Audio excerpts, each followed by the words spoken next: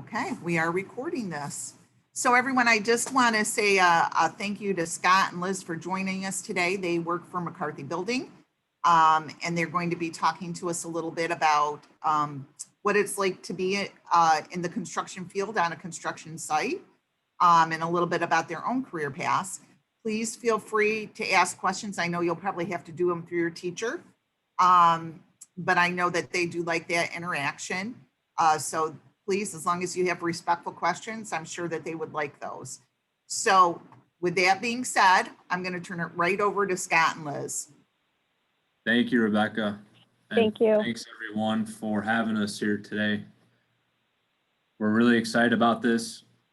First and foremost, we're here to serve you all and to provide you information to help you make the best decision for yourself going forward as you look to finish your high school career and beyond. Stop us anytime throughout this presentation, like Rebecca had mentioned, and ask questions. There'll be some time at the end for questions as well. My name's Scott Metke. I'm with McCarthy Building Companies, been with McCarthy, fortunate enough, now almost 13 years.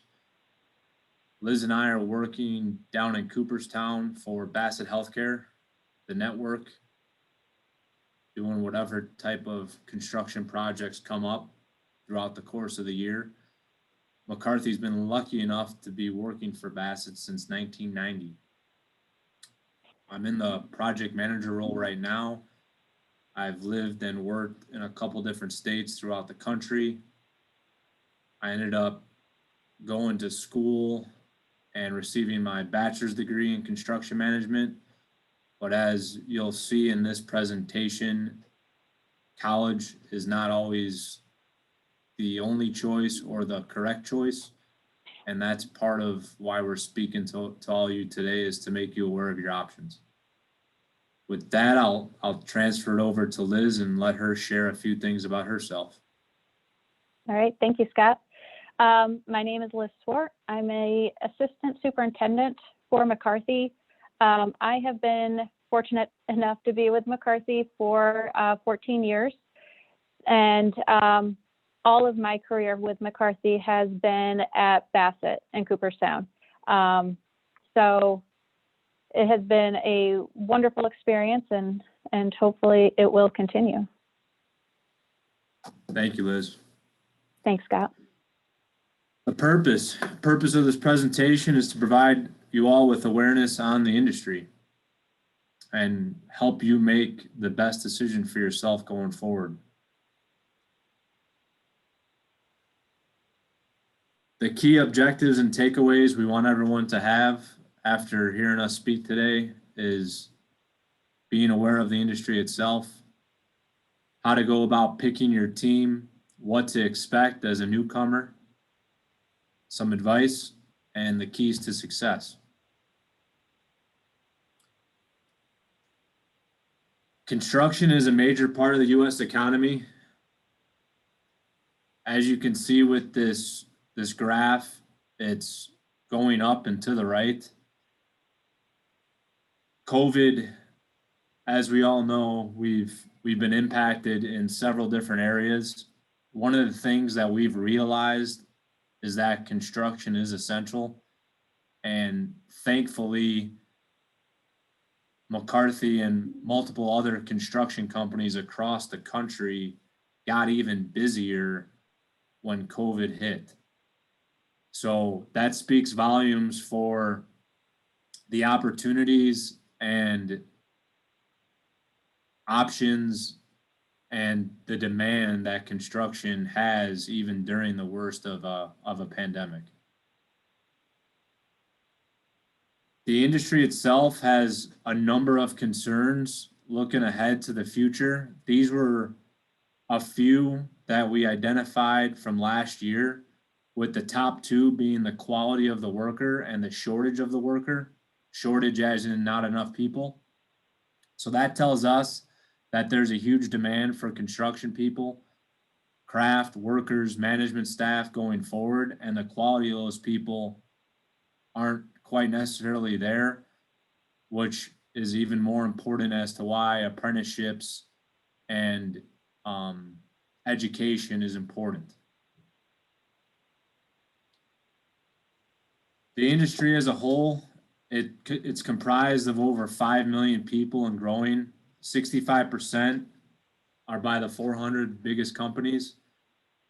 Every dollar of work that is installed is done by a person, not by a computer. Although computers do help and assist with that process, it's physically being installed by a person.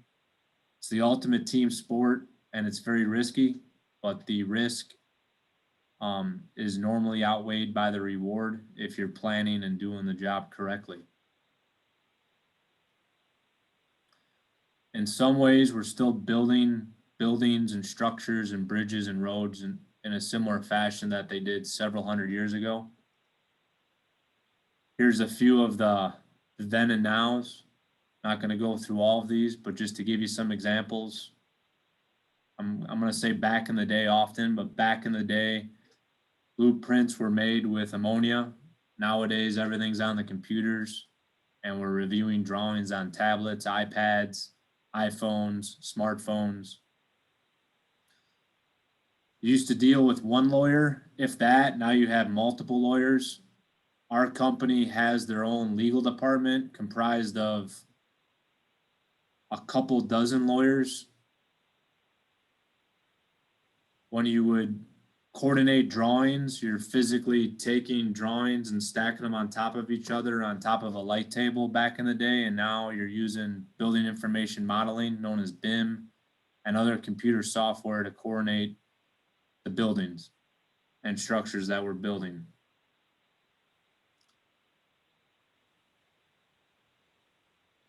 There was a term called a man a million as far as safety. And that just meant that for every million man hours you worked, you'd have to assume, or you would put into the estimate, that someone was going to die. At least one person was going to die for every million man hours. Safety is a big deal nowadays. And the goal is to send everyone home the same way they came in through that job gate that day. So big thing with McCarthy, big thing across the industry is being safe and sending everyone home the same way they came in that morning. Technology, ever changing on a daily basis. This is a slide we like to show the demand and the use of technology. We want to use technology more often as the job size, whether dollars or footage, or the number of craft or workers and the speed of or complexity of the work is changing. So as that's growing and getting larger, the use of technology is going to go up. We've got several generations in play. People that were born in the 1940s to people that are born after 95 into the 2000s now. You got to be willing to adapt and communicate and get along with all different types of ages and backgrounds. It's very important. Back in the day, the lead person on site was usually a middle-aged male that had came up through the trades, hard-nosed, old school, rough around the edges, and that's not the case anymore. Nowadays, you're seeing both a female and a male lead job sites in those roles. And that lead person is more adversed with the law of construction, human resources, insurance, knows how to have the people skills, being able to communicate with everybody and be a leader for everyone on that job site.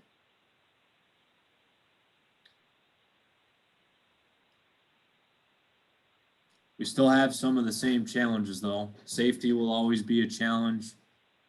Document quality. Clients are asking for projects to be designed faster and faster so they could be built faster and faster. Because of that, architects and engineers don't always have the time they need to put together drawings. And on that same topic, architects and engineers aren't hand drawing as much as they used to because of the technology end. There's a lot of copying and pasting going on, so minor details get overlooked or missed, which could cause challenges and disruptions later on in the construction process. The craft, you're going to hear us say craft. We're also, when we say craft, we're talking about the workers. The craft is aging. The skill set is not always there with the up and comers and the knowledge. As those people who have been doing this for 30 years retire, it's extremely important that they're passing on their knowledge to the younger generation. Language barriers. English is not the only language that's spoke on construction sites these days. Hispanic is a huge,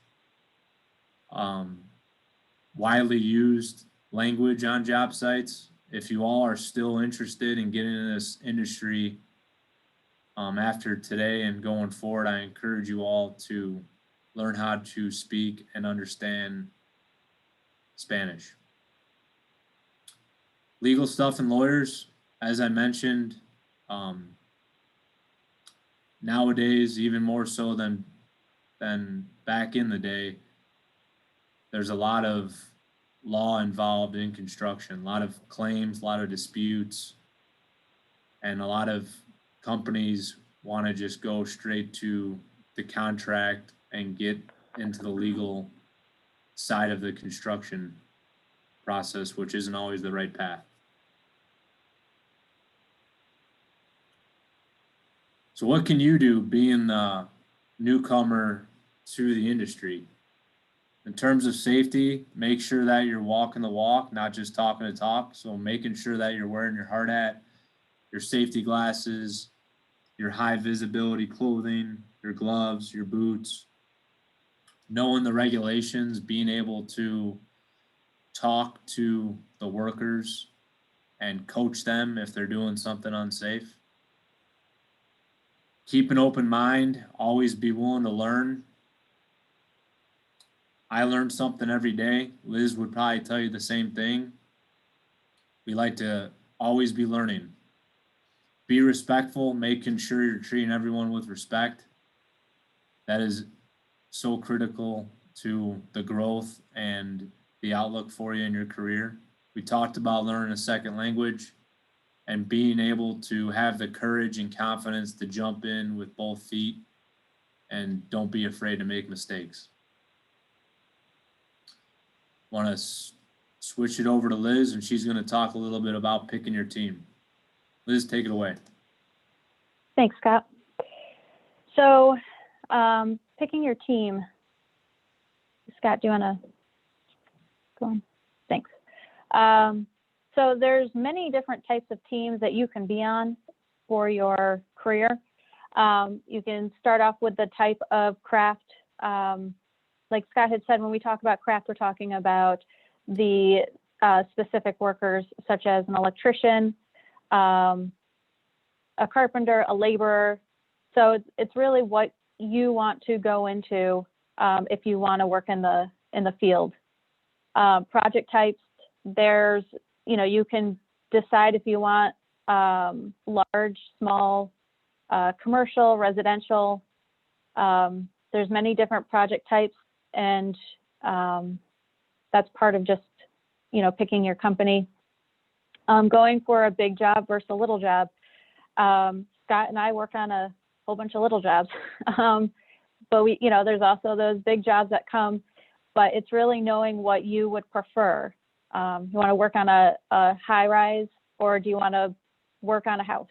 And then picking, whose team you want to be on, such as a general contractor. Do you want to be subcontractor, designer, an engineer, an owner? Just knowing where you want to fall into those companies. And then a big company versus small company. Do you want to work for a small residential, like 10-person company, or do you want to work for 1,000, a big company that has over, 5,000 employees? So just knowing what is out there and available to you and doing your research just so that you can pick your team so that you have a path moving forward. And then considerations for your team, your culture. And McCarthy's culture is based on our core values, and our core values are genuine, we, not I, and all in. So knowing what company you go work for and what their culture is very important, because that will help you understand like where your company, where this company can take you in the future. Training. Is your company going to offer you additional training for any kind of specialization, such as, fireproofing or, doors hardware? Are they going to, help you become a better employee and a better leader? Reputation. Everybody can go out there on Facebook or Instagram or social media and look up a company and see, all the tags that are out there associated with them, and you can get a good feel about what that company is about. So just doing your research and knowing if you want to be a part of that reputation. Long term. So where can this company take you long term if you want to stay with that company for long term? Do you plan on spending your whole career there, or just as a stepping stone moving on to another company? And then doing your homework, just making sure you're researching the company that you want to work for, how they can empower you and become a better employee, a better person, and how you can grow within this company. And then the key points for making your decisions, culture should be the number one key point, because like I had said before, culture, genuine, we, not I, and all in, that's our culture. But with that, our company wants us to succeed, because without us succeeding, the company can't succeed. So with that culture comes the opportunity, which your company should provide. And then with that comes compensation. So the more opportunity, the more compensation. But above all, the culture should be your top decision point. And then what you may not know about the construction industry. This industry is not for everyone. It is very stressful. It can be a lot of pressure, long days, weekends, your Saturdays and Sundays. You can be working with difficult people, which I'm sure, as you get into, I'm sure now and when you get into into your career, you will understand that. But it's just knowing how to deal with them, and just knowing within this industry that, next year, if you start, or if you start now, and next year, you're not going to become the president of the company. You just have to know that you will be working, you have a lot to learn, a lot to work through. Right now, I know I don't know everything, or not even close. So I know that I still have a lot to go, or a lot to learn within this industry. So, and then with that being said, this slide is really about that path. So when you start your new role, if you're brand new on the job site, you have high confidence, you're excited, you're ready to jump in with both feet.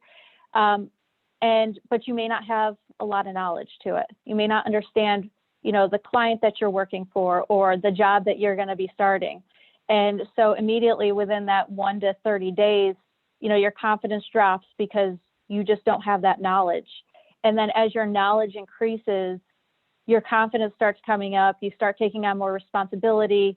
And then around the 2-year mark, or maybe before, you're ready to be promoted and move on to that next step. And then once you jump into that next promotion or the next role, you start all over again with, you're ready to jump in with both feet. And, again, a whole bunch of new stuff is thrown at you. Your knowledge is low, and then your confidence starts down, drops down. And then again, you build it back up as you put in the work, you put all your, you put it all in. So, so just remember that this doesn't happen overnight. It takes it takes years to really, if you want to become president, just, don't expect to do it next year. So with that being said, organization and time management. So knowing your system, what works for you? Does sticky notes work for you? I know that I like working off sticky notes. Having a list, does, writing it all down and in your iPad, or, does that work for you? Just know your system and use it. Time management, understanding, where your priorities are, and really utilizing, your coworkers to help you if you're not sure, how to do time management, or if you need advice, ask. Absolutely ask. Learning new stuff, just being open and coming with, that you are coming into this learning, and that you don't know everything is going to help you out. And then what you do know, what you do learn, just applying that, applying your organization system, your time management, just applying that to your job and to your job site. That'll take you a long way. Scott, I'll turn it back over to you. Thank you, Liz. These are the 3 traits that we feel are the most important, and these could be applied at any career, across any career. We got talent and intelligence, teamwork, and hard work. Our ideal candidate is somewhere in the middle, that green area. You need to possess all 3 of those traits. You could be the smartest, most hardworking person, but if you can't get along with people and be a good teammate, there's no use for you. So keep that in mind as you're developing yourself and growing. In any career that you decide to go in, make sure you're carrying those 3 traits with you. Some stuff to avoid: bad behaviors, being late for work. Don't do it. If anything, show up early. Early's on time. Stay away from hooking up with people on the job site or in the office. Alcohol, once you are all of legal drinking age, don't be the person that gets drunk at company functions. You'll immediately get labeled, and people will start to form an opinion in a negative way about you. We talked about the respect factor. Make sure you are treating people with respect, no matter what. It says more about yourself than them. Don't half-ass anything, excuse my French. But if you're gonna do anything in life, make sure you give it your all, or you shouldn't be doing it. Talking trash behind people's backs, just don't do it. It's not good. Don't lie, cheat, or steal. And don't take stuff for free. We put quotations around free because sometimes in this industry, there's a tendency for contractors or vendors or suppliers to maybe offer something in return for a job or for a purchase order, and that is on the side of unethical, and you just don't want to do it. Each of your companies that you go to work for will have their ethics guide that you need to follow, but every one of them should have some sort of language in there stating that.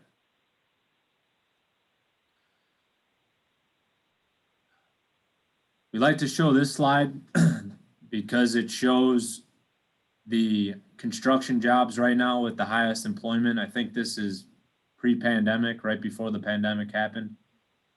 Construction labor, carpenters, electricians, equipment operators, and then construction managers.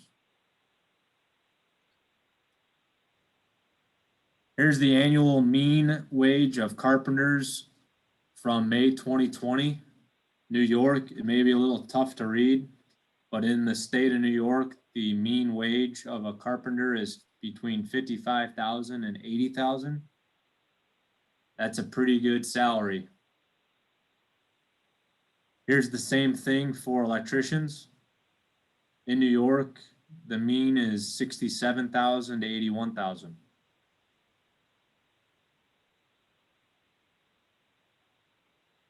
In our industry, we track and measure everything. There's a quote, if you cannot measure it, you cannot improve it. Liz and I and our other coworkers, we're tracking things on a daily basis, whether it be cost, schedule, questions, emails, you name it, we're tracking it. Planning, evaluating that plan, validating that plan, and adjusting is what we spend a lot of our days doing. We probably spend more time looking ahead than we do living in the moment, which makes the weeks and months go by very fast. But working in an existing hospital and these existing buildings that we're working in, planning is so important because the work that we're doing 9 times out of 10 impacts the users. So that's the staff and the patients that are using these buildings.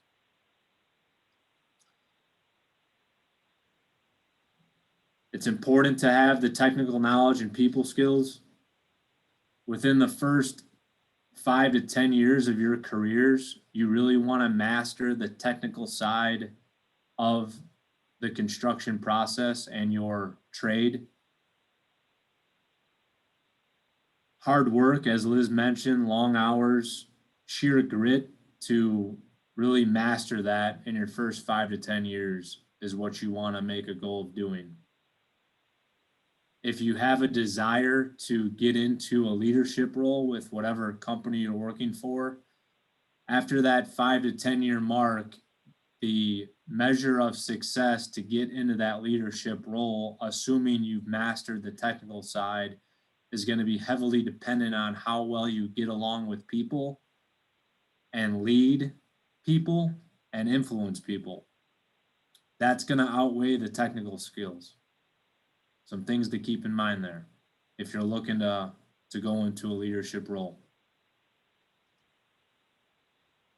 We talked about experience. Liz mentioned this as well. Your first day on the job, your head's going to be like a balloon. And then after 5,000 days, it's going to be like a warning golf ball. And you're going to have a lot of knowledge in your head. And you may even be forgetting some things by that time that you used to know. But there's going to be a Rolodex of information on your mind.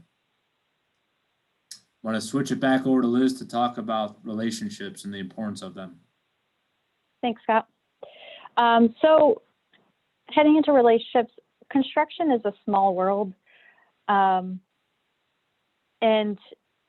with that, is just, I'm sure, a lot of you are in, the construction side of it, and you've heard of, or of a lot of people that are out there that, that are doing the same things that you're doing.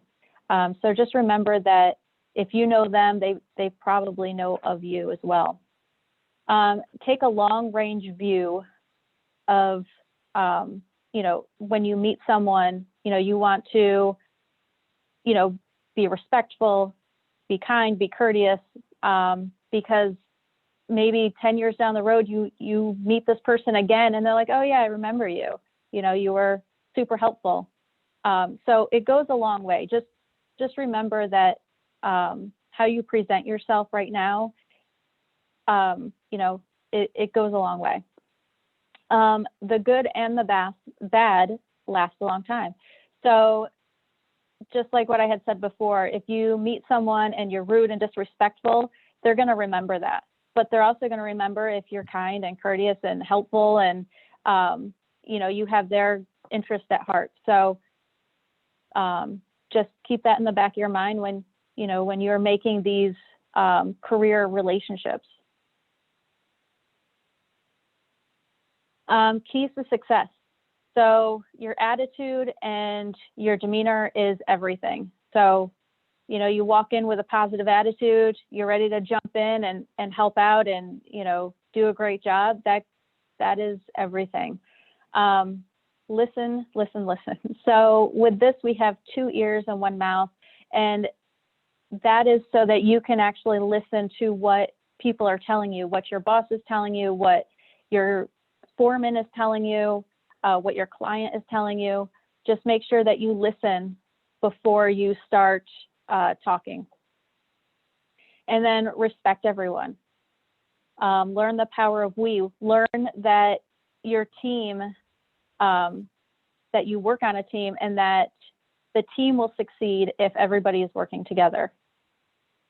Everyone on the job knows more than you. So with that, you know, I will go to my foreman and say, hey, can you help me out with this? Tell me the best way to do this. So that, I mean, I know he is way more knowledgeable in the field than I am, but, and he understands that. And he's like, yeah, let's talk about it. Let's walk through this. So just know that, you know, everyone out there is, you know, very knowledgeable, and that they may know a lot more than you do. And that's okay. You're going to make mistakes, and patience. So these are probably the hardest, because I personally, I do not want to walk into a situation and not be correct. So making a mistake and knowing that the mistakes that I make are actually going to help me become a better employee, a better person. It's just hard to, you know, not want to make the mistakes, but just being patient and knowing that this is going to happen. So just understanding that. And then keys to success for your behavior. So getting comfortable talking from the CEO of your client, maybe even the CEO of your company, to a laborer that's just pushing a broom around, sweeping the job site. Uh-oh, sorry. I have to move around in here. There we go. Sorry. Talking face to face. So in order, when you talk to someone, a client, your boss, a subcontractor, the best way to talk to them is either face to face, then a phone call, an email, a text. But the most, I guess, beneficial thing to do is talk face to face if you can. If not, a phone call is the second best. It's very hard to convey, you know, you don't want to convey wrong emotions or wrong meanings in an email or a text. It's just very hard to read those. So talking face to face or on a phone is the best.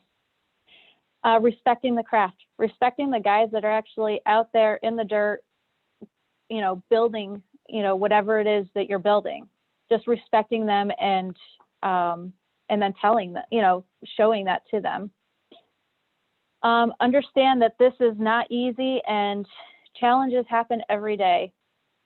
And it's really how you react to those challenges and how you move forward in a positive way.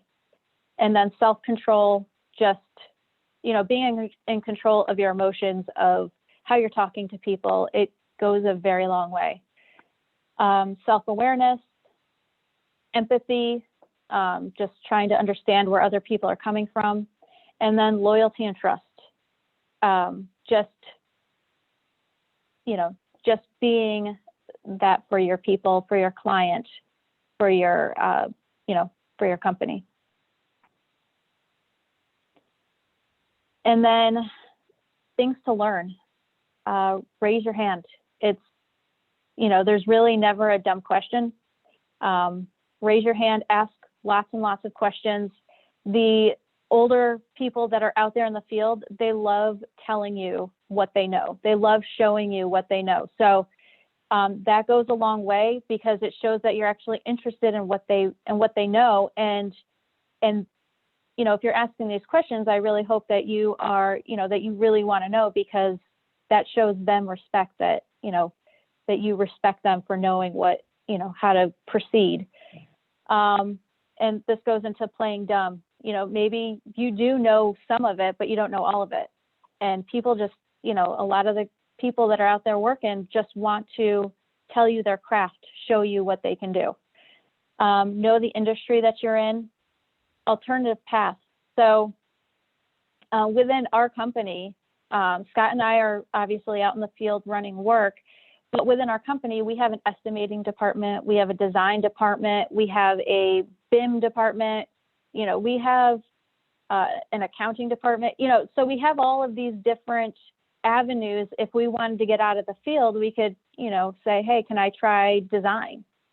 And, you know, it's really knowing that there's other things within the construction industry that you can do besides running it, working it, you know, you just in a different way. And internships, Scott had mentioned internships before. This is a great way to get out there and see, you know, what you like to do. McCarthy, you know, primarily does hospitals, but we also do education. We build education buildings. We build solar.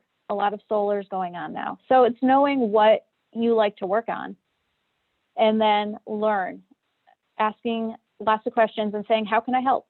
You know, what can you do? You know, what can I do to help you out? If you see something that, you know, see someone struggling, just walk over and say, hey, what can I do to help out? I'm here, you know, I'm here for you. And then learning the 3 acceptable answers to questions: yes, no, and I don't know. Just be honest. And if you don't know, then you don't know, but that's a great opportunity to say, can you teach me? You know, let me, you know, so this is not only good for this industry, it's really good for any industry. And then things that are going to stifle your growth, really in any industry, again, it's laziness, you know, just showing up late, not really caring, you know, it's not jumping in. Arrogance, thinking that you're, you know, better than anyone else there, you know, in your job, on your site, that will not get you far. Having a bad attitude, fear of failing. Like I said, I mean, that's something I struggle with all the time, but I'm going to do it and it's going to make me a better person. So it's really facing that. Other things that are going to stifle: avoiding technology. It's inevitable. That's where this industry is going. Restricting or saying, no, I'm not going to do that because that's not my job. That's really going to hurt you. You know, it's really being a team player in this field. And then unethical behavior, you know, no lying, no cheating, no stealing. Just be honest and speak the truth. That'll get you far. Thank you, Liz. Thank you, Scott. Now we want to share a few facts about the company we work for. McCarthy is the 19th largest U.S. builder. We've got a wide range of project types. As Liz mentioned, not only do we do healthcare, we do educational facilities, solar work. Down in Texas, we do marine and port work. We've done industrial work as well. A notable project that we just completed was the new Las Vegas Raiders Stadium. We joint ventured with Mortensen on that job. Really, the only projects that we stay away from are any developer work like condos. We have a very, very positive financial health. We're a true community builder. Whatever project we do in the area we're doing it in, we like to give back to the community and get involved with the community through our Hard Hats program. And we're 100% employee owned. Back in 2000, Mike McCarthy sold the company to the employees, and that was a huge deal. There's a map showing all of our office locations. We've got close to 5,000 employee owners. Last year, we sold close to $7 billion in work.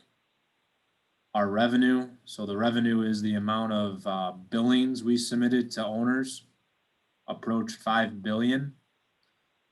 Safety, TPIR is total project incident rate. So we had an incident rate under 1, and that number is derived from taking your recordable injuries, multiplying that by 200,000, and then dividing that by the total employee hours worked.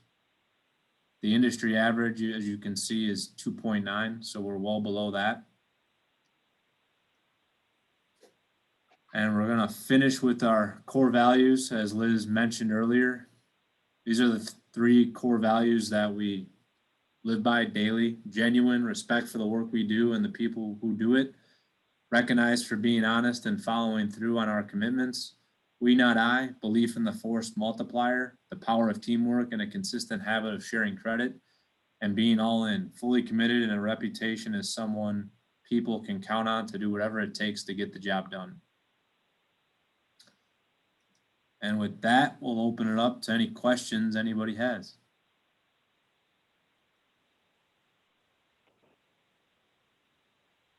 I'm gonna let the kids students get their questions ready, but I had a question. I don't know how I didn't know this, Mr. Metke, but what does it mean that your company is employee owned? So we're all shareholders after it's a 5-year vesting schedule. So to simplify it, as soon as you hire on with McCarthy and you're a salaried employee, you start getting company stock. And it's a 20% vesting schedule for the first 5 years. So after 5 years, you're fully vested. So if you were to leave the company after 5 years, they would buy you out and you would take your stock.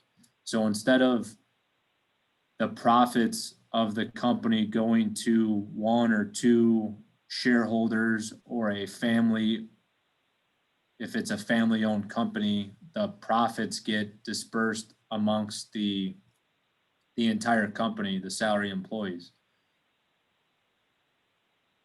And there's some other details there as well.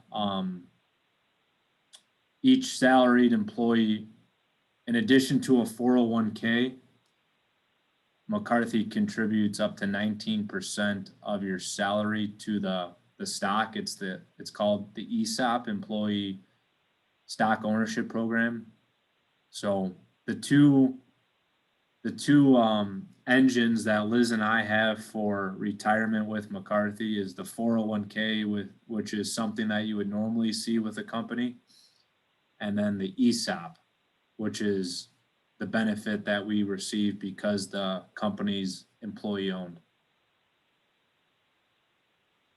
And then like a stock in the stock market, the value changes. But unlike a stock in the stock market, it only changes once a year. It doesn't That's change. very interesting. Yeah. Mr. Reed, Yes. do you have any questions in your room? Is it better to get experience before jumping straight into like a certain type of, I guess, field, or would you rather just jump straight into the field that you think about working in? Probably going to have to get right up on the screen for Scott and Liz to be able to hear you. I'm sorry. Is it better to jump straight into the field that you want to work in, or is it better to get experience in other fields before you go to your specific field? That's a really good question. If you have a general idea that you want to, let's take an electrician, for example, or an equipment operator. If you have a pretty good idea that you want to be an equipment operator, then I would say, yeah, jump right in and see if it is something you want to do. If you're on the fence and unsure, then I would recommend seeing what other options you have for yourself. Liz, anything to add to that? No, I mean, I completely agree with what you said, Scott. You know, if right now what you're doing is, you know, if you're working as a carpenter right now, or if you're being trained as a carpenter right now, I would say, you know, jump right into that field. But if, you know, if you're like 90% sure that's what you want to do, I would still jump in. And then as you're working, you're going to see other trades and what they're doing and how you're going to see, a general contractor or a construction manager, you're going to see all of the different aspects of the building job site, and, just keep an open mind. Or you can find out that, you're trained as a carpenter and you start working and you love it. That's fantastic. But I agree with Scott. Did that Liz, answer you your did- question? Yes, it did. Thanks for your question. Liz, you didn't start out doing what you're doing now, did you? How did, No, I did not. remind me of how you got to where you're at. So I went to college after high school because that's kind of what I was being told I should do. So I went to college and I started off with to become a teacher. And then a couple of years into it, I knew that was not for me, but I wanted to work with people. So I got a sociology degree, working with families and children, and realized that there was no money at all out there for that. So I was working a couple jobs, and a job came up within McCarthy, and I jumped on it, and it was a project administrator, which means I was pretty much doing like the accounting, the front office stuff. So, I jumped right in, and within a few years, as projects were coming and going and fluctuating, I was helping out where I could. So if they were, as people were transitioning out of our office, I was like, let me help you. Let me help. Where can I help? What can I do? And as that, as that kept going and our staff kept decreasing, I kept on taking more and more responsibility. And, without knowing it, the people that I was working with were training me to become like a project engineer, which is, if you go to college for construction management, that's where you start off. So they were teaching me all of the ins and outs of the engineering role. And then eventually I got promoted to being engineer and being out in the field, and it just kept growing. And now I'm running work out in the field. So it's, it's really about attitude and about being open and, willing to take on the stuff that you have no idea or were not trained in, did not go to school for. It will take you a long way. I'm going to brag on Liz for a short minute. But at the time she got promoted to project engineer, I believe that she was one of the first, if not the first, McCarthy employees that became a project engineer without having a degree in construction or closely related to construction. So it was a pretty awesome thing, and it still is. And as she mentioned, now she's in the role of assistant superintendent. So her next role after assistant superintendent will either be superintendent, an assistant manager, or even a manager. So that's the next role for her in the future.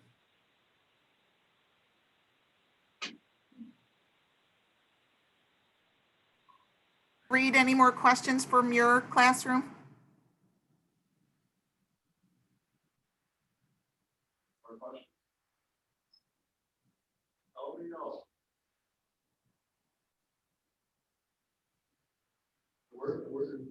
We're good with the questions. We're having a hard time here. Yeah. So whoever's talking is going to have to get right up on the screen, unfortunately, if that's Thank you. Mr. Reed or whoever.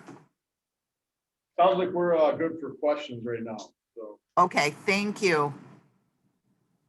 Well, Liz, Scott, anything else you'd like to add before we wrap up? Just a few more things to emphasize, and I didn't really talk a lot about it, but whatever it is you guys do in your careers, make sure you're passionate about it. There are so many people that are just working to work and dreading Monday morning and living for the weekends. And it's really important to find your passion And I know it's cliche, but you got to try and find something that you enjoy doing and that you're going to wake up every morning and look forward to going and doing. That's really important. And the other item is, and I kind of hit it at the beginning, is college isn't for everyone. And if you don't go to college, you're not a failure, no matter what society says, or your parents say, or your teachers say. College is not for everyone. And you can be a very successful, financially secure person without going to college. A real life example, one of my best friends in high school, he decided not to go to college and he went and worked for a non-union electrician. I decided to go to college. After 5 years, I graduated college with tons of debt, and my best friend was a project manager with a company vehicle with no debt. Him and I, both the same age. He didn't go to college. He's a project manager with a company vehicle. I went to college. I'm just starting out with a company with a bunch of debt. I don't regret that choice, but there are a plethora of opportunities if you are all interested in construction to go do whatever it is you want to do without going to school. It's not the end all be all. When I say school, I mean college. And I'm not discouraging college, but it's not the end all be all. And then the last thing, with construction, you got to go where the work is. And the work isn't always in your backyard or a mile away from where you grew up. I highly encourage you all in your first few years after high school or after college, travel, see other parts of the country, and be very flexible and mobile. Whatever company you're working for is going to see that, and you're going to be that much more valuable to that company, because there are a lot of people in this industry that want to be able to just go home every night and not travel at all.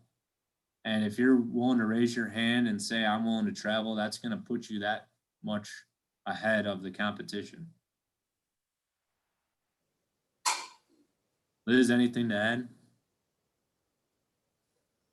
I mean, whatever, you all decide to do for your career, like Scott had said, just want to be there. Just be passionate about it. It will show when you show up for your job site. It will show, it'll show your boss, your client, that you want to be there, and that will take you a long way as well. So I just wanted to say thank you all for having us. This was a great opportunity, and I hope that we taught you stuff. I hope we gave you a different perspective on the construction field. Well, we want to say a big thank you to Scott and Liz for being with us today. We are always delighted to have our community partners come in and talk to our students. And one of the things that I love about Scott and Liz is that they tell you the real truth about what it's like out there. And I think that's fantastic. You guys have the support of your teachers now. And hopefully, again, whatever decisions you make for your careers, you will find people like Scott and Liz where you're working, because those are the people who will be your mentors when you're out in the field. And I know that that's going to be an important thing for the rest of your lives. I know you will all be successful, and we hope that today just helps you to make some decisions about how you are going to move ahead with your career and your training. So with that, again, I want to say thank you, and I'm going to stop the recording. Thank you. Thank you. Thank you.